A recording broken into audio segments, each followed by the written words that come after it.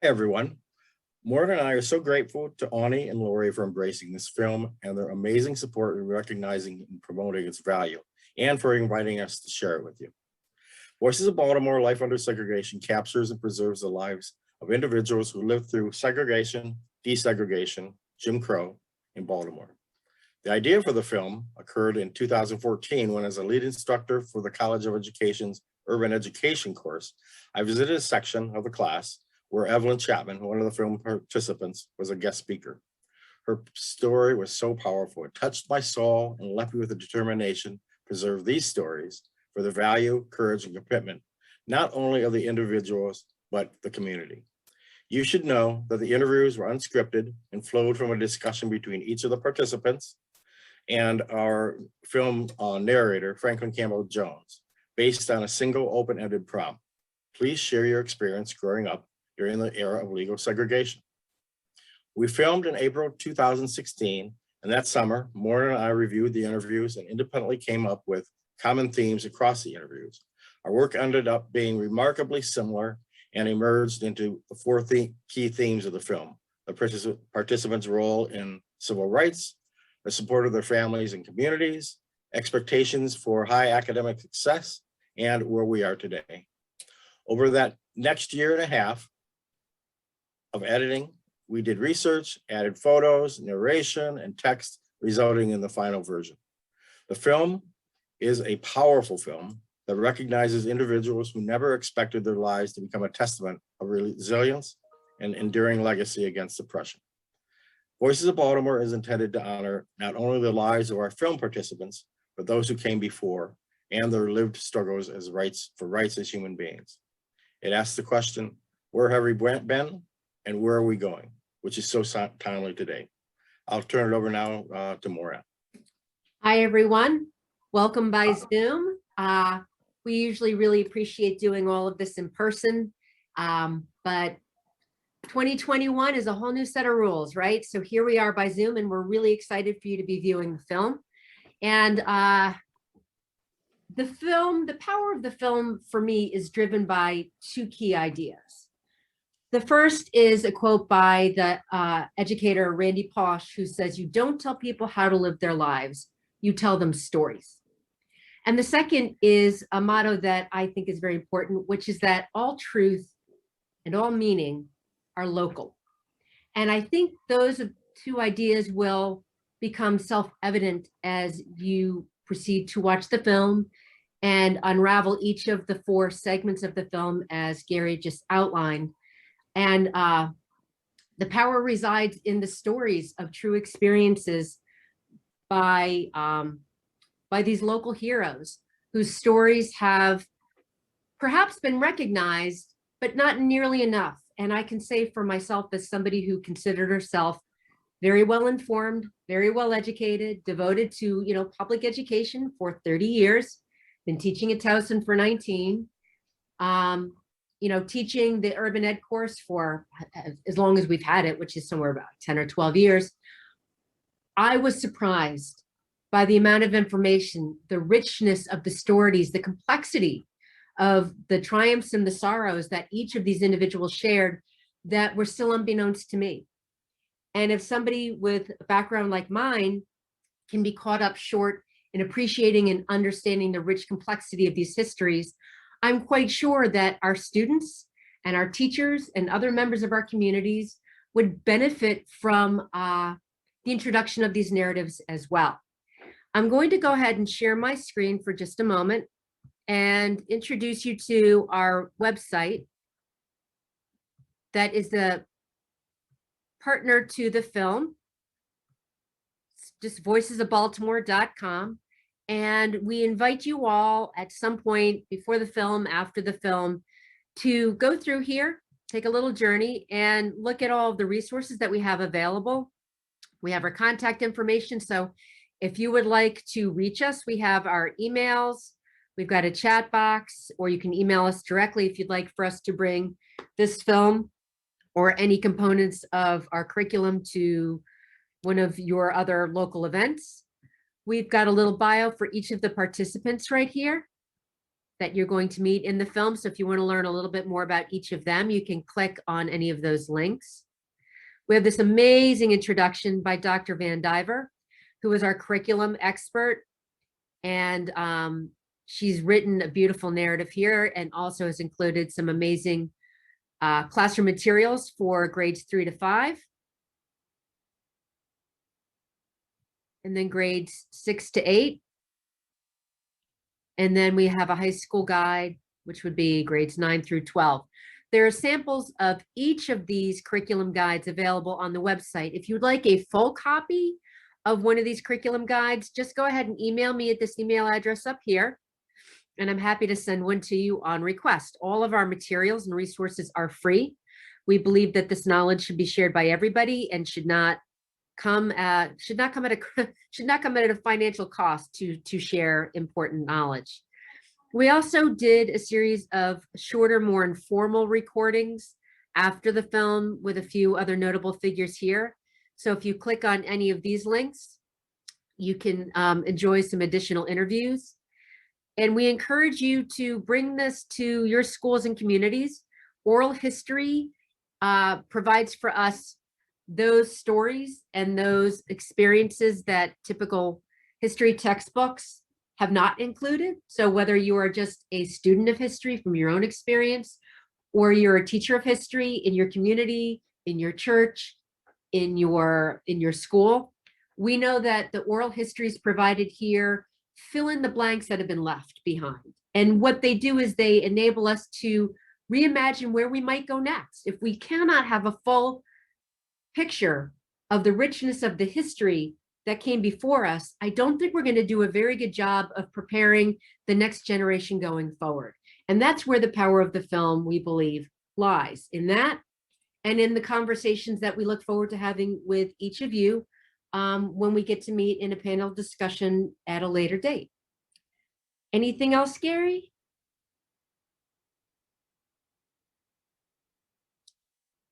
You're on mute. Muted myself. Nope, I think you covered it really well. So thank you. Thank you all. And you know where to reach us. We have our emails available, and we look forward to talking with you all soon. Bye.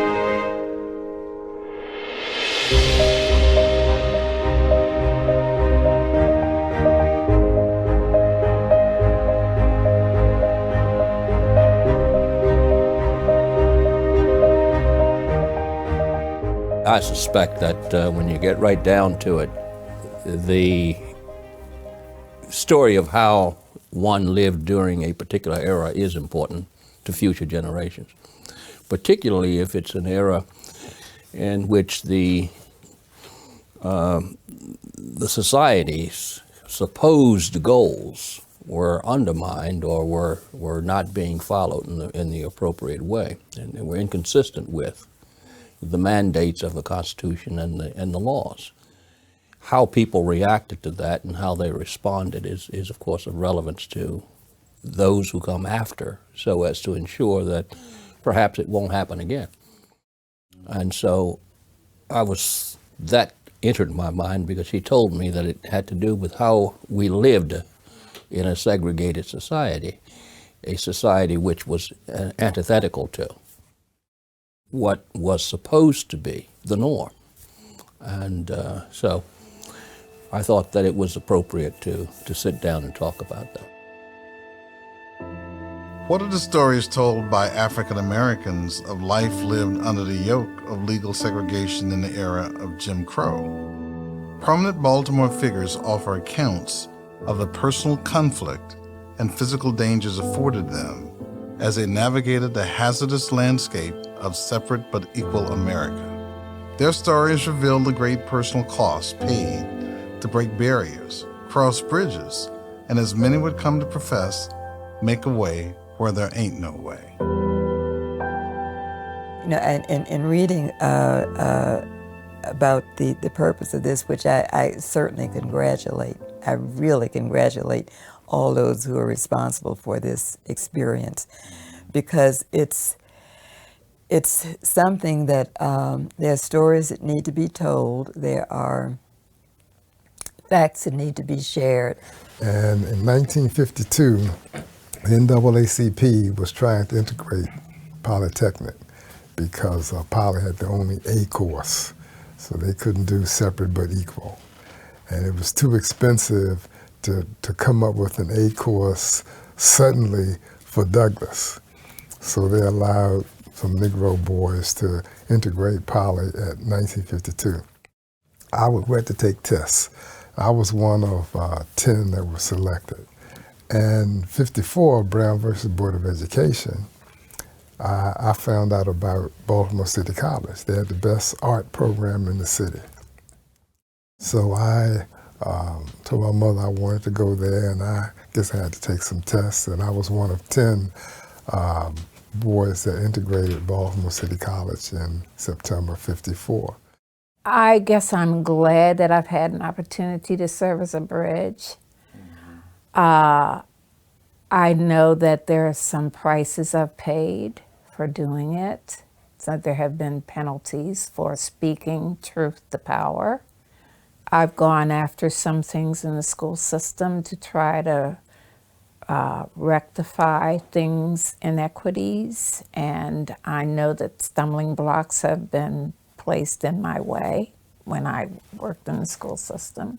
But I've been willing to fight for those things that I thought were right, because I believe that that has been my gift, because I believe God gave me those gifts. He gave me abilities, and I've decided that I need to stand up for what is right. And I feel good about all of that. The things that I've done that I know have made a difference. When I have teachers or administrators come to me and say, "You've made such a difference in my life," and I'm talking about white people, to hold everybody to a high standard. Around 1953 and 4, and all of this things started happening with schools, and I was in a totally black junior high school in West Baltimore. And the classes were grouped according to abilities. So somehow I was always in the highest performing class. But I knew there were other classes where students didn't learn as quickly. But it was okay. You know, there was no discrimination. They weren't put down or anything like that. And then one day in junior high school, several of us were called to the office of the guidance counselor because they wanted to talk to us. And it was then that there were about 7 or 8 or maybe 9 children who were told we weren't going to go to Douglas High School, which was the high school in the area. We were going to desegregate schools. We were going to the white schools. It was Morgan that did that, as opposed to me. I was student council president at Dunbar High School. And the only thing I had to do was to recruit students to participate in the sit-in demonstration. They came to me for that purpose. The leadership was Morgan. On the bus, the captain was Morgan, and it was a gentleman and his wife. And the strategy was Morgan. And all we were in effect fodder in that campaign. High school students typically would be juveniles. And juveniles generally wouldn't get the exposure that would be necessary to have an impact. But it turns out that Morgan students were much more attuned to what the reality was than I would have thought, because high school students in Baltimore were adults at 16. So if you got juniors and seniors from high school, you had adults, and it wouldn't go juvenile. And And that was only true in Baltimore City, though. So it showed some astuteness on the part of the Morgan students. So we were arrested, we were tried and convicted. And of course, that spurred the appeal, which eventually got to the Supreme Court of the United States, and which never decided the merits, by the way. The black kids said, how, you know, we could not find anything on Winners Lane. We know it's been there. You know, our parents have been there for several generations, but they didn't know how it began or anything. And they were so hurt, and they asked me if I could help them find the history of their community. And I said, you know, I'm from really Baltimore City. I don't really know much about the county. But I was 60 years old, and I just couldn't say no. And those kids caused me to research and write my first book called It All Started on Winners Lane. And it was then that I found out that nowhere could I find history on 40 black communities that in 1992 Baltimore County listed them as historic, not in the true sense of the word, but they called them. There was 40 historic African American enclaves.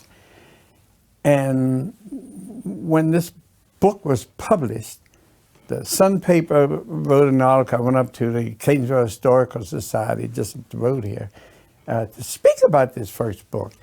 And they wrote this article about this black man writing the first known history of black life in the county. I went to work at Pratt Library, and that was my first opportunity to interact with white people, working with white people. I didn't have them in my school. I didn't go to school with them, so I never had a chance to work with them. But I did go into Pratt Library, and at that time, it was in the late 50s. It was the eating places that you couldn't go into. You know, like we had a restaurant right across from the library. And when one of the people in my department left, they took her out to lunch. But I wasn't invited because I couldn't go to the Cove restaurant, which was, you know, not integrated. And so while I stayed at Pratt Library for a while, later on, some of us, about 10 of us, just got dressed one day for lunch and went and sat in the restaurant. And after a while of waiting and people dropping things, we were waited on. And so that ended that. So slowly, different places like the Reed's drugstores and the stores downtown, slowly we were able to just go in without any kind of big announcement. So our parents were not called in and said, would you agree to this? Would this be okay for your child? But we were selected to go to the white schools. So the girls went to Eastern and the boys went to City or Poly. And that's when I was first introduced to there's another world that's different from my own comfortable world. And it was there that I met teachers who didn't think I should be smart and do well. I learned it was just the opposite.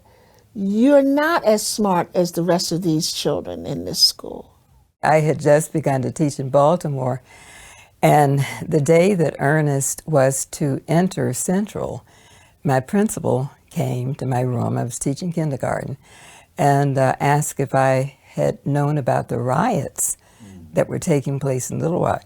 Well, it was shocking to me because Little Rock had never been a place where those kinds of things were even anticipated. I had gotten a bit testy, and my mother asked Ernest if he wanted to come to Baltimore to stay with me. And his response was that no, he had started this and he intended to finish it.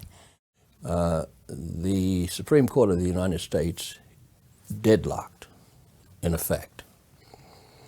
It had 3 of its judges who would have affirmed the conviction.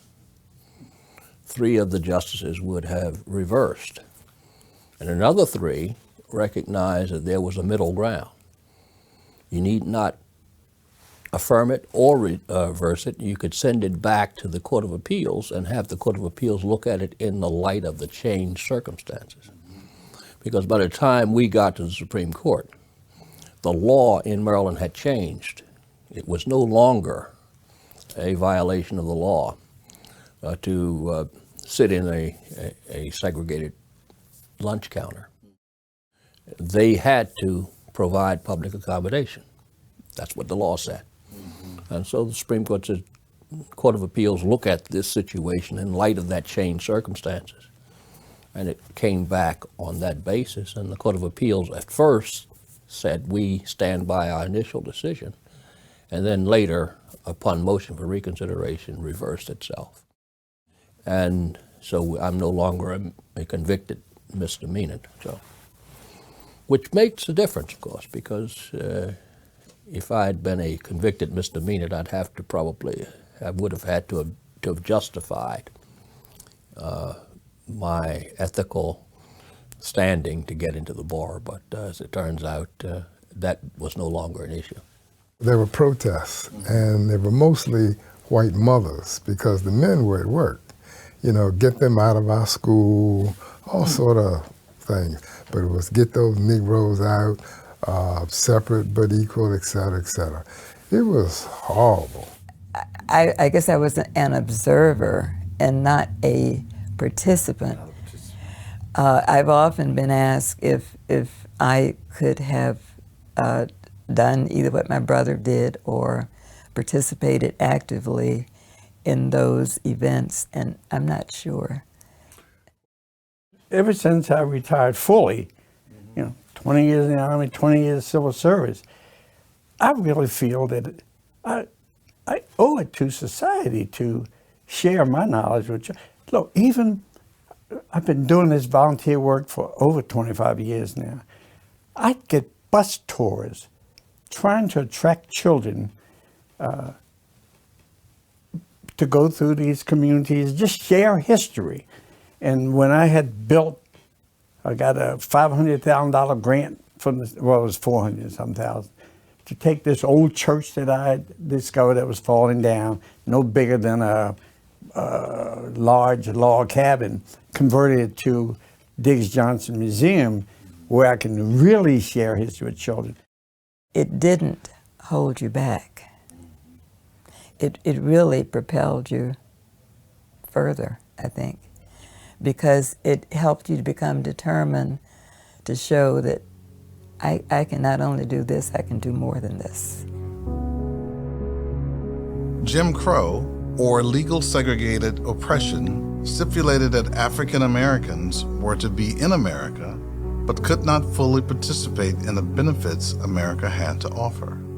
With color as a permanent marker of who could take part, the script recited to African Americans was, "This world is not yours to share. However, you can be used by those for whom it was constructed." Most, if not all, benefits in Jim Crow America accrued to citizens socially labeled white at the expense of citizens socially labeled as black.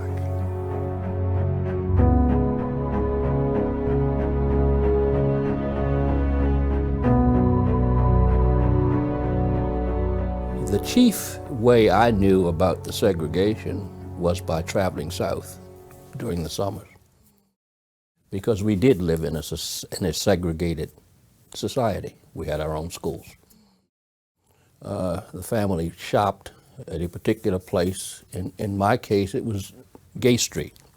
There was one safe haven that we felt comfortable with, and that was the now present county executive's father's drugstore on Bel Air Road. If we felt in danger at all, it was comfortable going in that drugstore. Never forget, we were coming from the circus one time, because there were 5 of us. And I had left my baby sister in that drugstore and was on the way home, and had left her, had forgotten about her. The druggist called my parents and said, "Y'all left something up here in the drugstore." But he was a very, very good man. He always made us feel very good. I've told the county executive that about his father, Kevin Kamenetz. I've told him that I felt safe in that space. We'd go down to Old Town Mall, and all of the stores were there, and we shopped there. We went to the movie theaters in the neighborhood. We went to churches, of course. We went to the schools. I was born in December 14, 1933, and I was the sixth of 14 children. So when I started school, I remember that because I was born at 902 Russell Street, which is down in South Baltimore.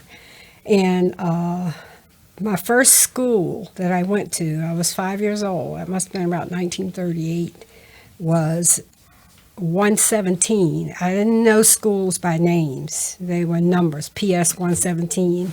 And I went to a school that was like from the kindergarten through the fourth grade.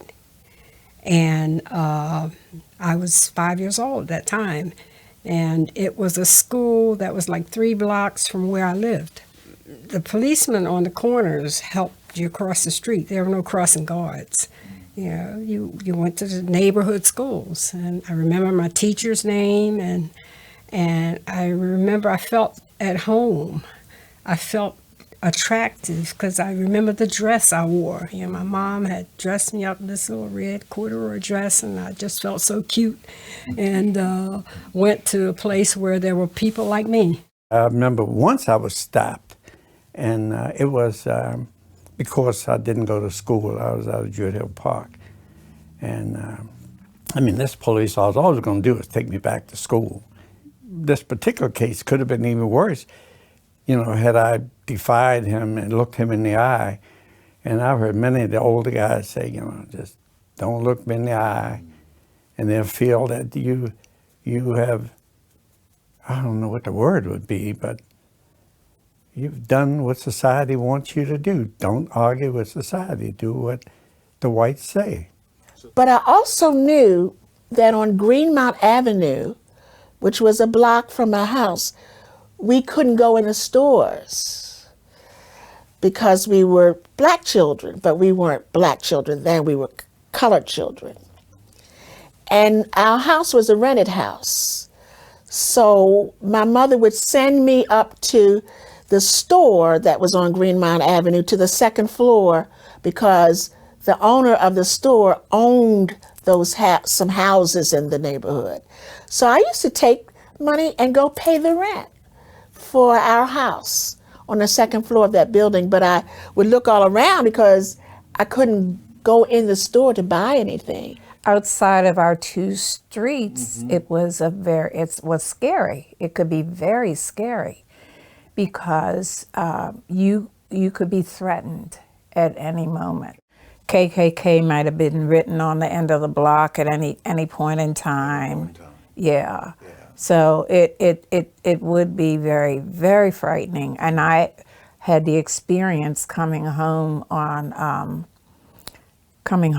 day, my first year in college, being chased by a car of white boys. So it became very, very frightening. I loved school. I loved the teachers.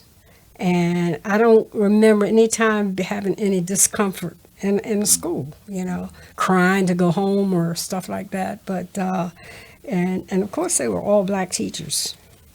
So, and my teacher's name was Miss Lee. And as I said, I was there in that one school until the 4th grade. So there were men and women teachers. And I remember the bathroom was on the outside of the building. We had to leave the building to go to the bathroom. And they were all segregated, and you didn't see the signs that said white and colored in those neighborhood areas. You saw them when you went downtown.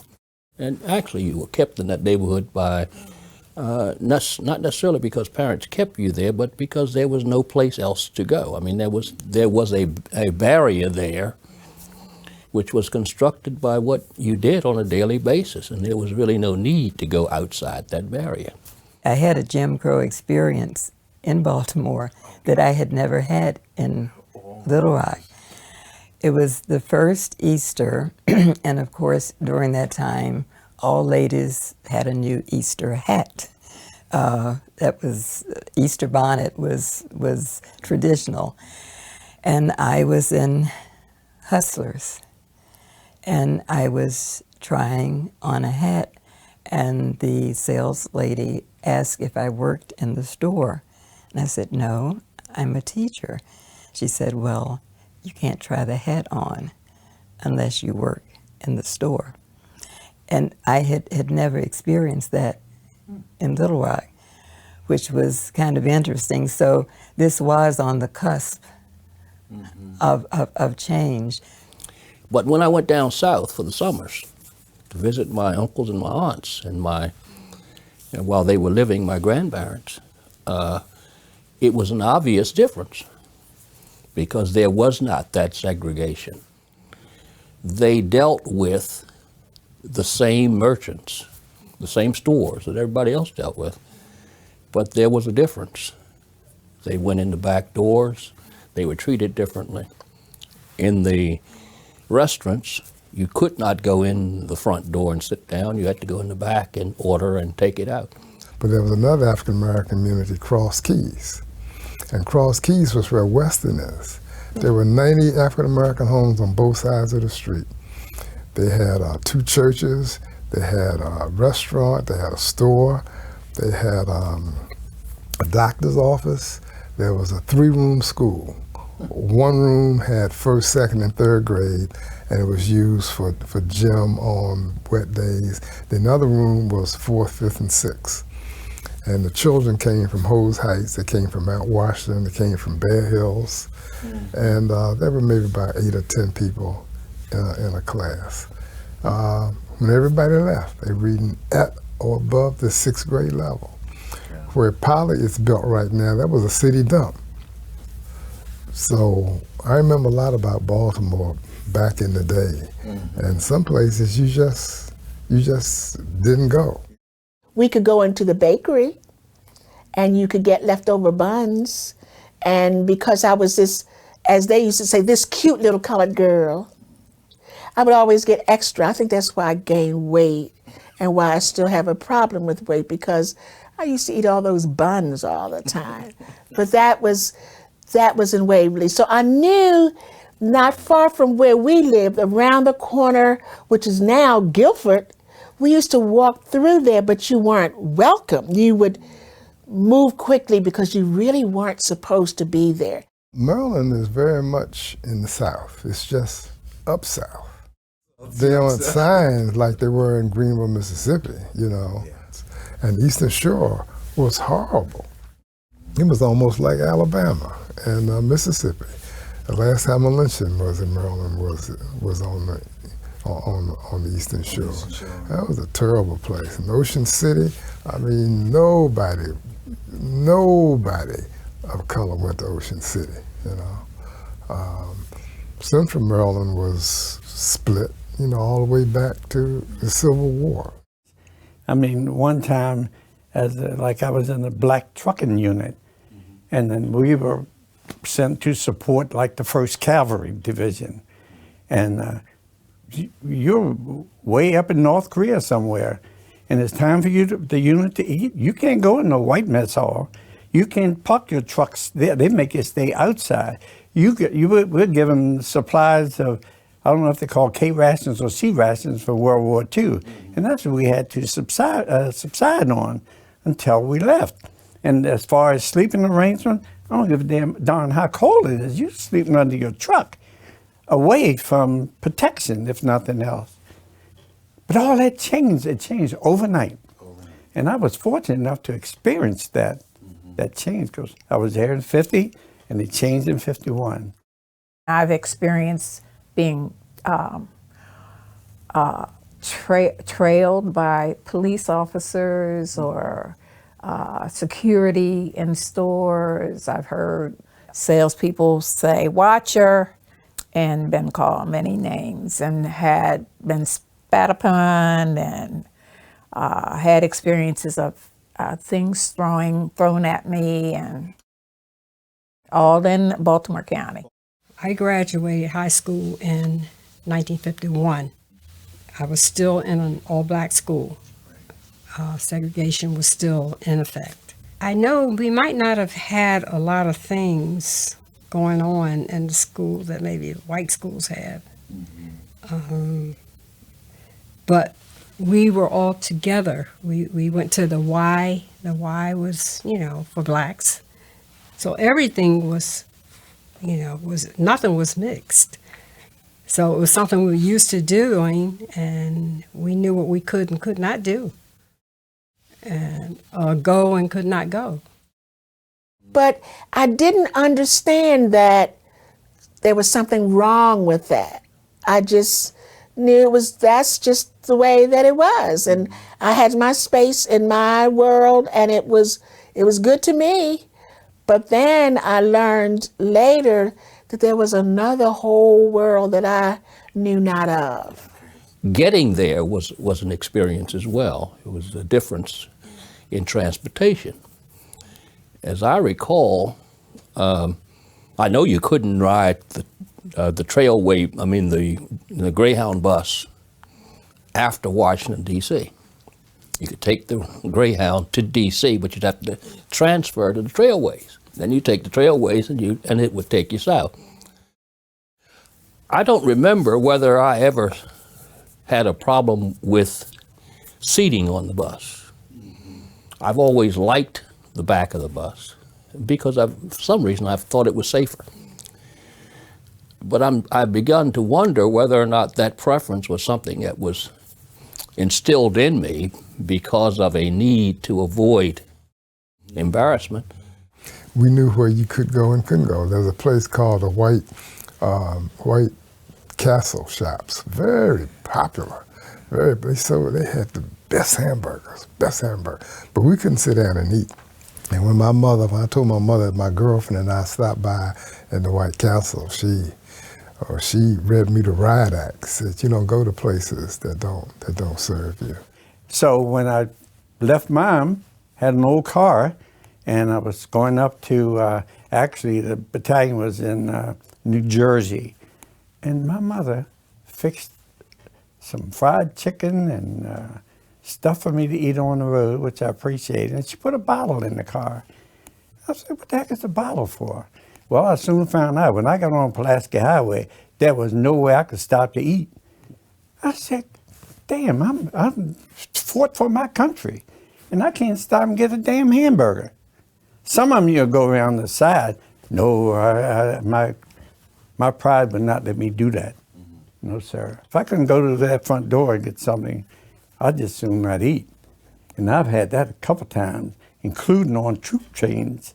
But growing up in Little Rock, of course, everything was separate. But the interesting thing, and I have often spoken about this, I think it was because my family's friends, the community, church members, neighbors, made sure that we were able to do as many things as we possibly could.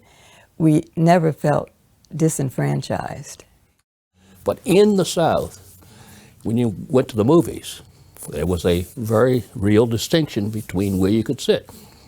Black sat up top, white sat on the bottom, which was very interesting to me because it struck me that if one really wanted to be mean, the most vulnerable place in the world to be was at the bottom as opposed to the top. But anyway, that's the way it was done. And there was a real deference that had to be paid to white people, whether they were old or young. And I was never more embarrassed than when I saw my uncles being treated in a disrespectful way, and how they accepted that position. Preservation through generational relationships was a conscious strategy for survival of African Americans living in Jim Crow America. Children's accomplishment was viewed as a guarantee of success for the entire community. All adults in the Black community pulled together to support and encourage each child to move forward. Their gain was seen as everyone's gain. The expectation for African American children by their families and communities was to always be the best. Children became the pioneers of possibility and were sent out to blaze pathways and open doors beyond the fixed barriers erected under Jim Crow. They were expected to succeed and then reach back and pull others along the way so as to raise the next generation behind them. Excellence was expected and would not be compromised at any cost.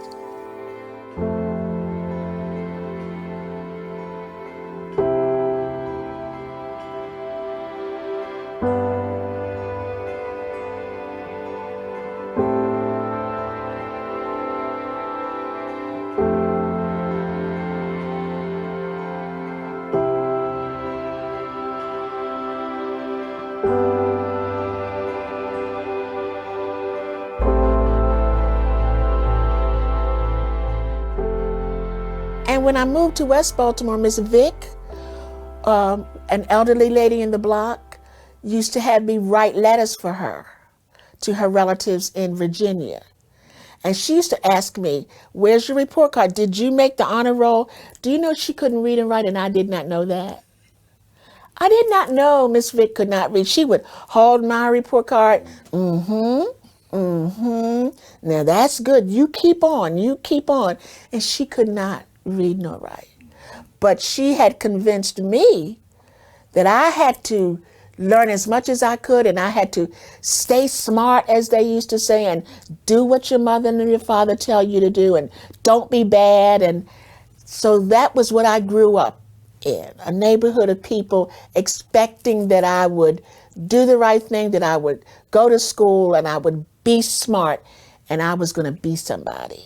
I mean, the teachers were nice. They were determined that you were going to learn something because they knew when you finished those 12 years that you're going to be out there in that world and you're going to be facing some problems that you're not prepared for. And they know that at least having a high school education could help you.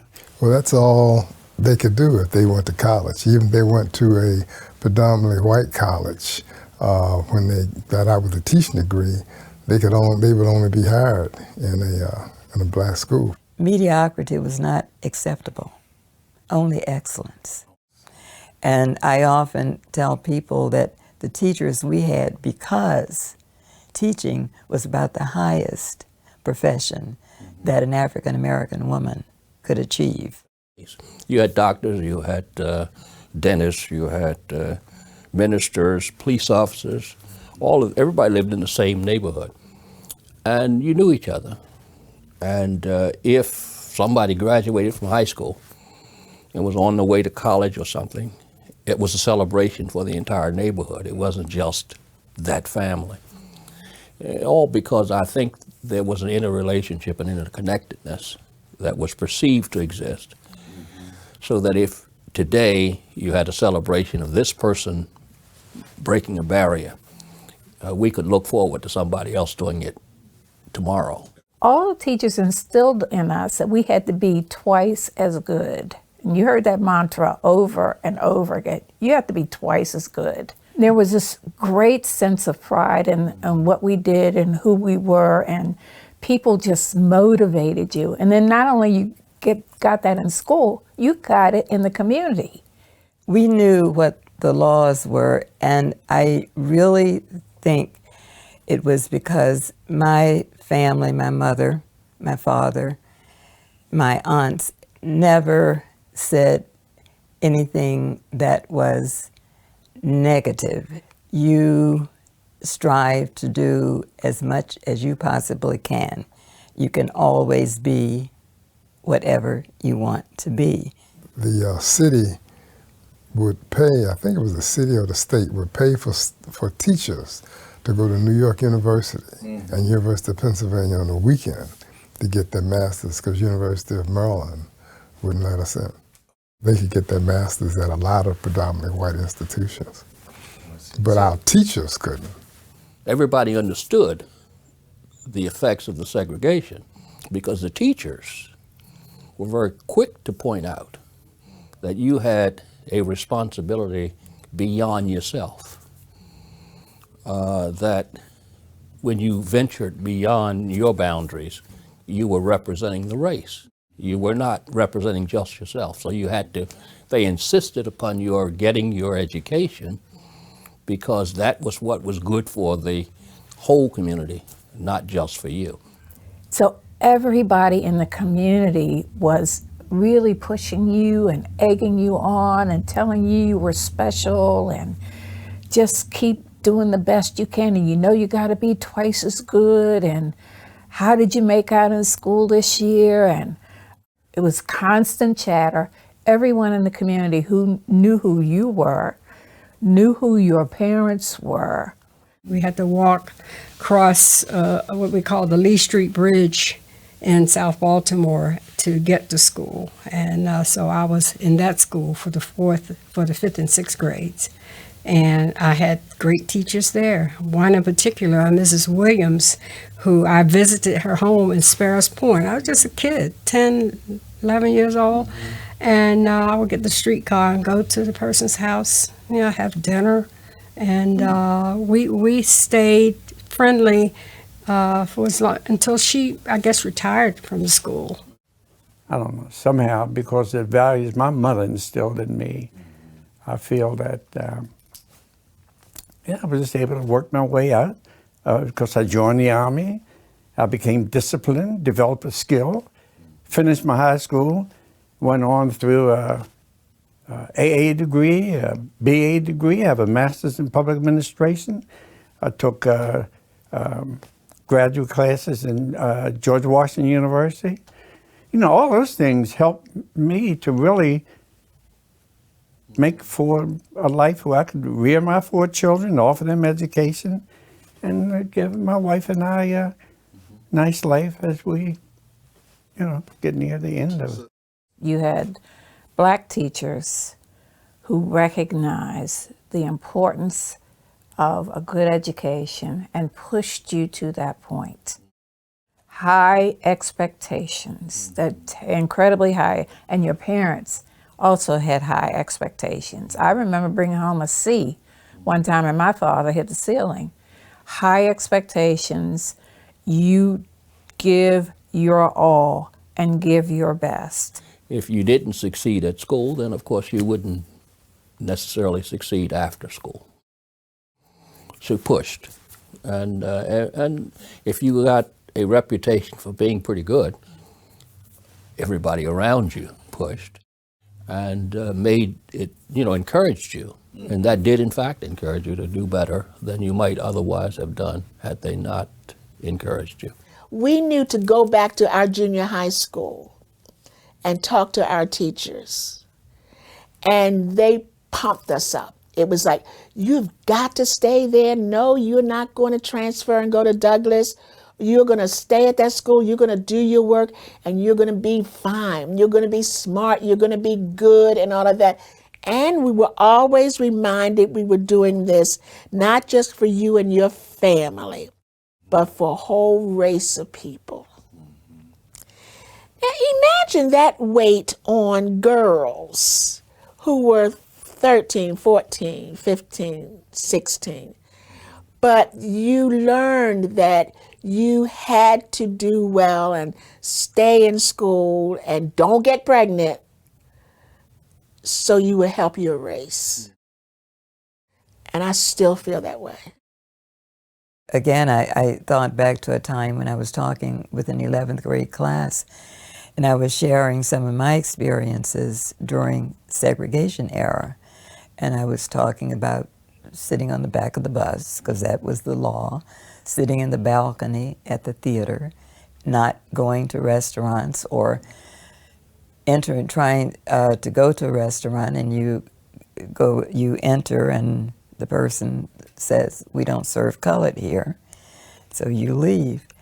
But again, it was that was the law, but that was not how you felt. And a student asked me, well, why did you do those things? Why? Finally I said, look, I don't expect you to understand, but I expect you to accept what I'm telling you, because this is what we did.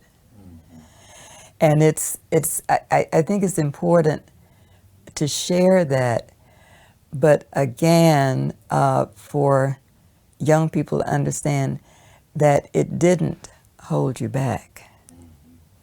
It really propelled you further, I think, because it helped you to become determined to show that I can not only do this, I can do more than this. Integration efforts through school desegregation was a missed opportunity for America. Some would argue that schools are as segregated today as they were during the days of Jim Crow. Desegregation was a chance to legally ensure equality and equity for all citizens and future generations. For African Americans, the challenges now became survival beyond the legal boundaries of Jim Crow. Persistence within an unfamiliar America beyond the walls of segregated neighborhoods in places that spewed endless hostility and resentment toward them became strategic and in many circumstances dictated life or death. Jim Crow was no longer openly legal, yet it was still openly practiced. Now the boundaries of segregation were not necessarily defined by physical neighborhoods, but rather took on more insidious forms such as lowered expectations for learning and academic achievement by teachers, criminalization of children through school suspensions, and divestment in those who dared to venture beyond the established borders defined by the ethos of separate but equal.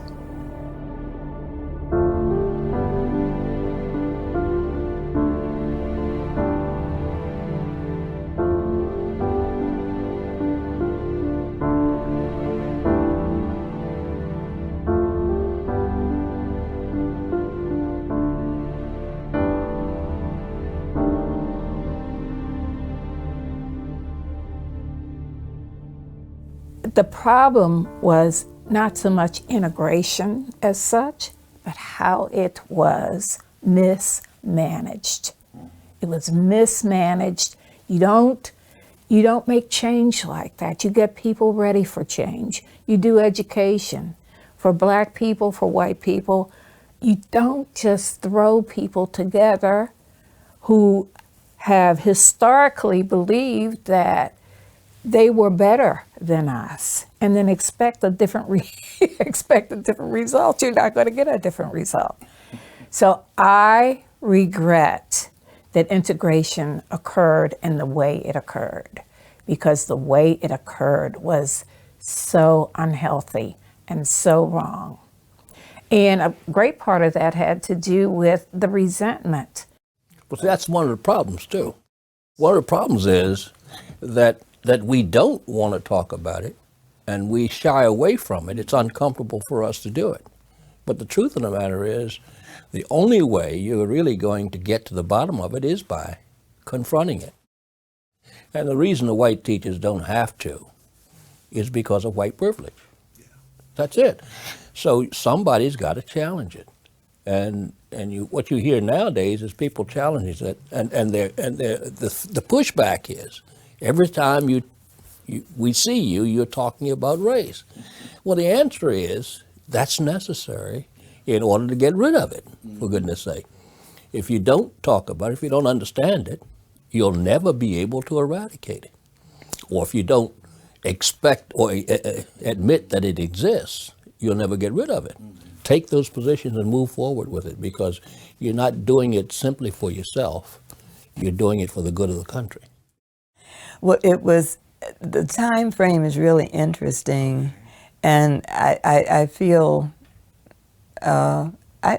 privileged to have been a part of segregation, pre-civil rights, civil rights, because you really experienced growth.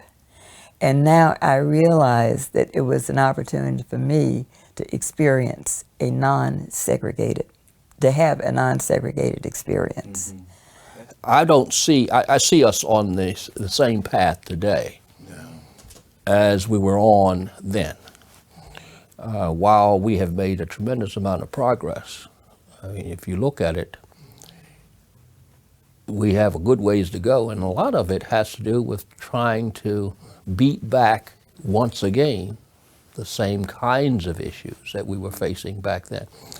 You know, you would have thought that you wouldn't have to fight certain battles again, but we're now looking at a situation where race as a factor, a negative factor, is again raising its head. Racism in this country is becoming much more tolerant.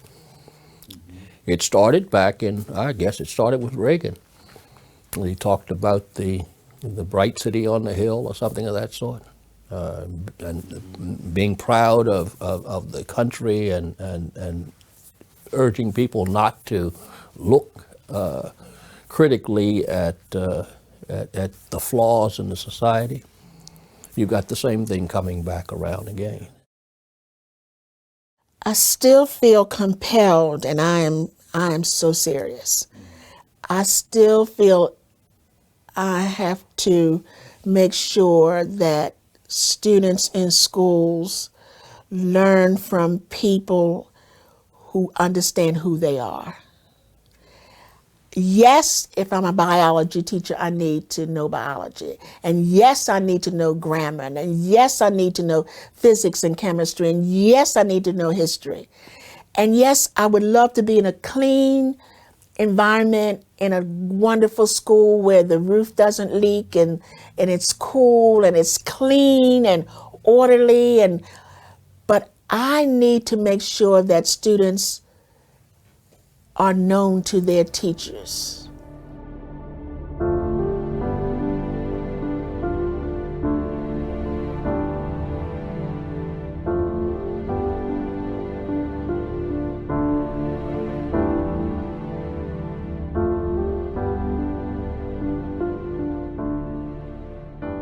Context has changed a lot. Growing up, being poor, not dirt poor, but certainly being poor, my parents learned how to make do. They understood, and the community helped each other. We could go next door and borrow a cup of sugar or a couple eggs. That would never happen now. People don't do that now. And the community people helped each other out. So you bartered. When I was growing up, to get my hair done by Mrs. Adams, I would scrub her bathroom and her porch. It's about a block from where Freddie Gray was put into the police vehicle. At that time, there were nothing but row homes. There was a row home. Everybody lived in a row home. Everybody cleaned their marble steps. It was just a different time. So money didn't have to change hands. I got my hair done. She got her bathroom and her porch cleaned. So we shared our gifts with our neighbors, and they shared gifts back with us. But I would worry in terms of today's society. Yeah. When I retired from the military, that was in 1970, my sons, I had 4 sons and no daughters, and they convinced me that I should not just sit home.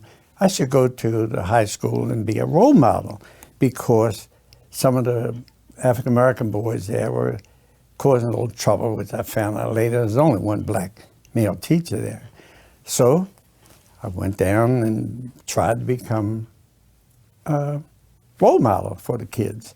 So I see us in a much better position than we were in 1960, but I see us in need of continuing to be vigilant and fighting that same fight to bring attention to what may be considered by some to be politically incorrect, but the fact that we still have this kind of racialization going on that needs to be addressed, needs to be called out. If this election goes the wrong way, we may be on our way back even further to the way it was.